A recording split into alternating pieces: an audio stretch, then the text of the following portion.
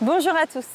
Alors, on continue aujourd'hui sur les distorsions cognitives, ces fameuses pensées, ces mécanismes de pensée dans lesquels on est induit finalement en erreur, où on se fait du mal soi-même. On est en train de les voir au fur et à mesure des vidéos. Aujourd'hui, nous allons voir la 6e distorsion cognitive, celle qu'on appelle les conclusions hâtives ou encore inférences arbitraires.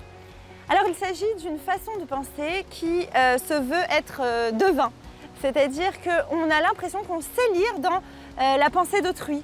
On sait exactement ce qu'il est en train de penser et on en distingue deux sortes. La première sorte, on va l'appeler les erreurs de pensée d'autrui. Par exemple, vous arrivez au travail, vous voyez que votre patron fait un petit peu la tête et vous allez tout de suite vous l'attribuer. Ah bah c'est de ma faute, il m'en veut, ah j'ai eu quelques minutes de retard ce matin, le dossier que je lui ai envoyé il n'a pas été content. Tout de suite, vous allez lire dans ses pensées, les interpréter et évidemment les interpréter de façon pessimiste, négative. Vous faites un scénario noir, qu'on pourrait appeler le scénario catastrophe automatiquement. Vous voyez quelqu'un de mauvaise humeur, vous l'attribuez.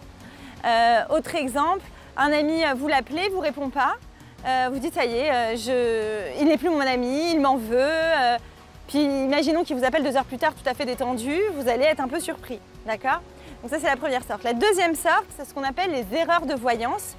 C'est-à-dire que par exemple, je commence une thérapie, ah non mais je ne soignerai jamais, de toute façon ce que j'ai c'est incurable. Ou encore, ça on peut l'entendre assez souvent, je vais devenir folle.